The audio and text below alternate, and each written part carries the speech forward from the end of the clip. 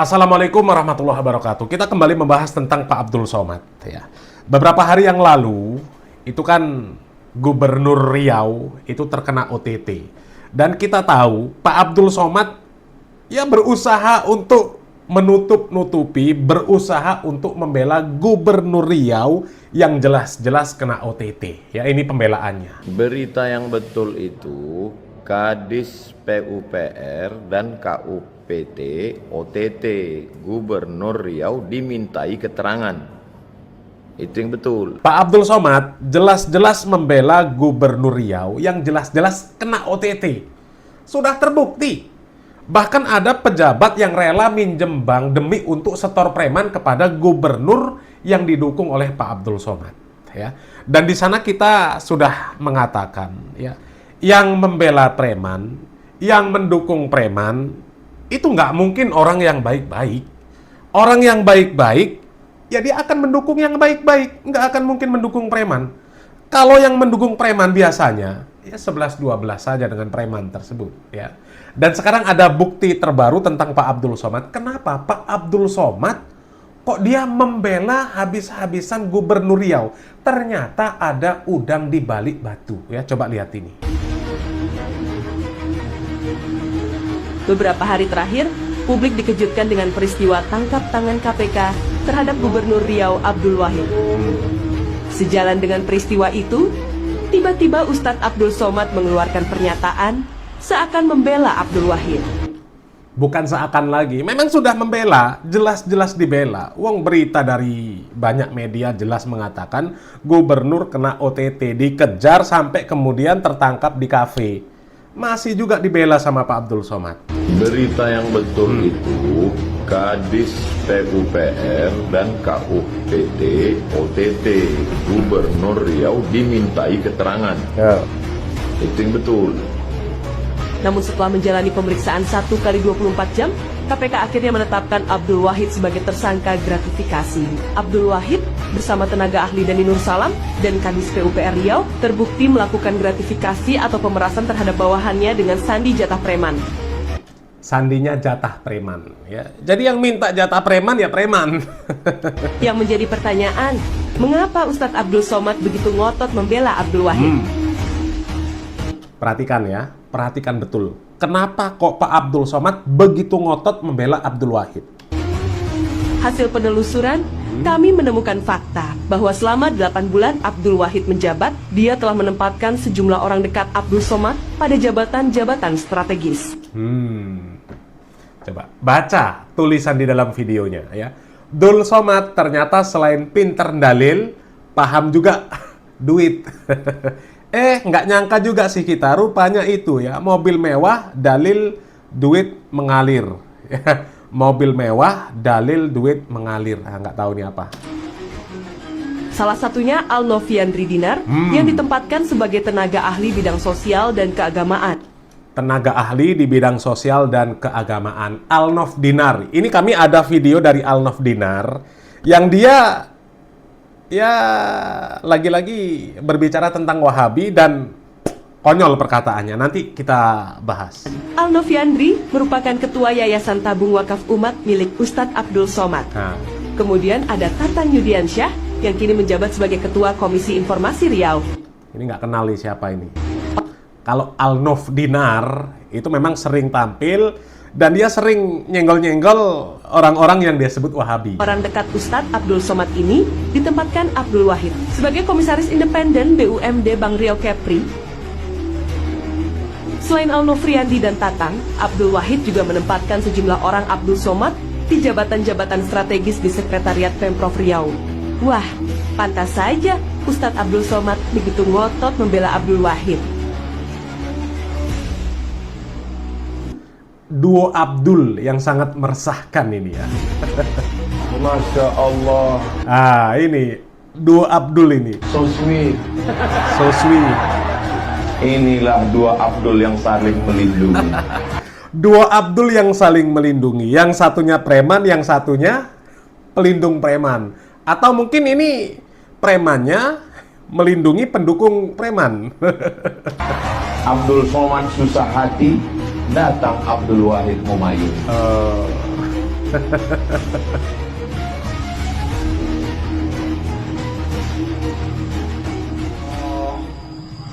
Ternyata begitu Kang Somad. Iya, paham. Ternyata Kang Somad mobilnya mewah, ternyata dekat juga sama orang begituan. Iya. Paham kan kenapa Pak Abdul Somad sampai melakukan pembelaan yang totalitas ya terhadap gubernur yang korup ya. Ya itu yang kami bilang sebelumnya ya.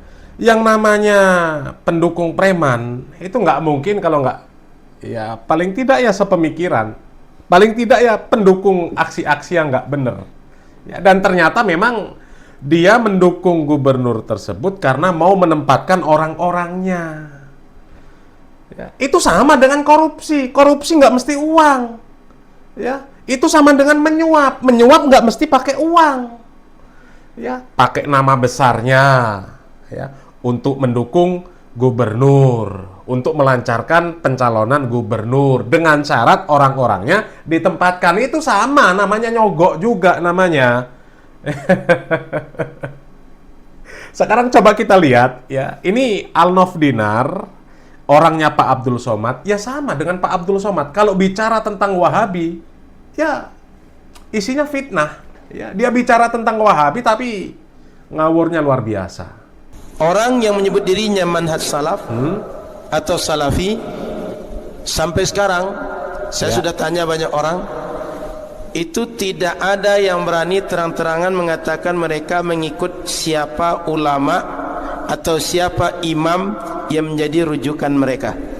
Yang sudah ditanya siapa? Banyak orang itu siapa? Jelaskan. Ya, di Pekanbaru kan banyak ustadz salafi. Ada Ustadz Maududi, ada Ustadz Abu Zubair, ada Ustadz Dr. Dasman Yahya Ma'ali, ada Ustadz Ali Musri. Ya, Ustadz Ali Musri sepertinya di sana ya. Banyak lah. Banyak. Ya, pondok pesantren salafi juga banyak di sana. Sudah tanya apa belum? Ya.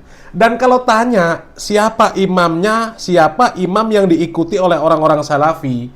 Ya banyak. Banyak. Ya. Asalkan ajaran yang sesuai dengan tuntunan Al-Quran dan Sunnah, mereka ikuti semua. Nggak fanatik. Seolah-olah kalau kita beragama harus mengikuti madhab ini saja. Nggak boleh madhab ini. Harus Syafi'i. Nggak boleh keluar dari Syafi'i. Padahal mereka sendiri nggak ngikuti Syafi'i. Salafi sampai sekarang sebanyak itu mereka. Dan sebanyak itu yang mendakwa diri sebagai salaf. Apa nggak pernah nanya, siapa yang kalian rujuk? Siapa imam kalian? Kami ngikut Quran dan Sunnah. Oke, nggak ada masalah. Kok ngikut Quran dan Sunnah? Kenapa? Buktinya kalian nyebut kata Albani begini, kata Bin Bas begini, kata Utsaimin begini. Ya karena apa yang mereka katakan sesuai dengan Al-Quran dan Sunnah. Mereka penyambung lidah para ulama sebelumnya. Itu. Daripada ngikutin orang-orang yang katanya fakih muqaddam mi'raj sehari 70 kali.